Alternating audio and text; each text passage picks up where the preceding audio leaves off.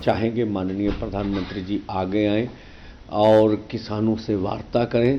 2012 में जब माननीय प्रधानमंत्री जी मुख्यमंत्री थे तो वो कंज्यूमर अफेयर कमेटी के चेयरपर्सन थे, तो उन्होंने जो आज मांग हम कर रहे हैं उनकी सिफारिश की थी कि एमएसपी खरीद की गारंटी का कानून बनना चाहिए। मीडिया में अभी बातें आ रही हैं कि सरकार बोल रही है कि ये जो एमएसपी खरीद की गारंटी का कानून है ये बन नहीं सकता इतनी जल्दी। मैं फिर आपके माध्यम से कहना चाहूँगा कि ये 23 फसलों के ऊपर एमएसपी अनाउंस करते हैं। सीएसीपी की रिपोर्ट के अनुसार सारी कैलकुलेशन होती है पूरे देश से।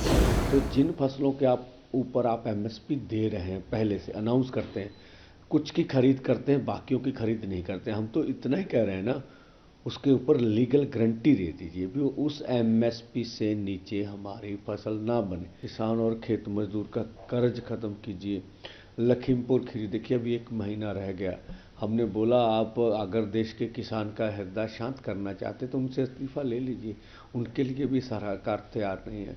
दूसरी सभी केस वापस लेने हैं, बिजली संशोधन बिल है और पोल्यूशन एक्ट से किसान को निकालना, फसली बीमा योजना है जिससे अपने दम पर सरकार करे, नरेगा है, मजदूर की 200 दिन 700 रुपये दिहाड़ी है, विश्व व्यापार संस्था से भारत बाहर है, 11 मेंबरी जो सूत्री ये मांग पत्र है।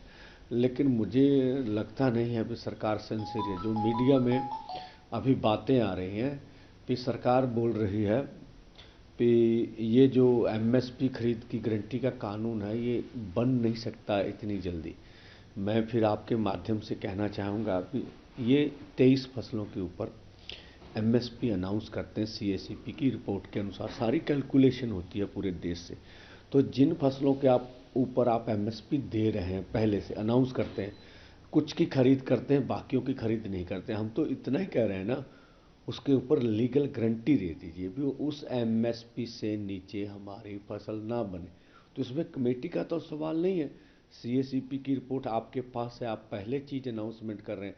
तो मुझे लगता है केंद्र सरकार के मंत्री महोदय मीडिया में तथ्यों को सही रूप में नहीं रख रहे हैं। हम चाहेंगे माननीय प्रधानमंत्री जी आगे आएँ और किसानों से वार्ता करें और जो पिछले 75 सालों से ये बड़ी मांग रही है हमारी, उनको मानना चाहिए।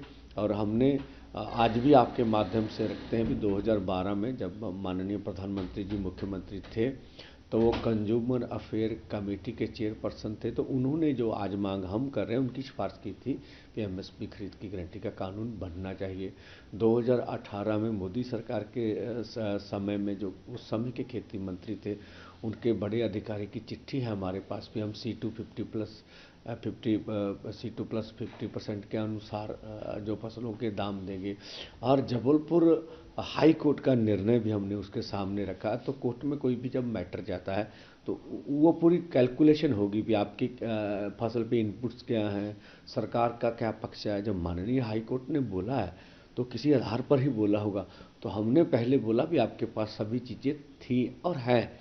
इसके लिए नए सिरे से कमेटी बनाकर अब सारा मुद्दा आप ठंडे बस्ते में डालना चाहते हैं तो ये तो उचित नहीं है। और दूसरा, 2 साल पहले आंदोलन हुआ, आपने ये सब मांगे तो पहले मानी हुई, कमिटमेंट कर ली हमारे साथ, तो अब उनको लागू करना का समय है तो फिर आप समय मांग रहे हैं तो अनाउचित है मुझे लगता है। तो ये सब अब पोजीशन हम चाहेंगे सरकार बल प्रयोग हटाए, आम जैसे माहौल को पैदा करे।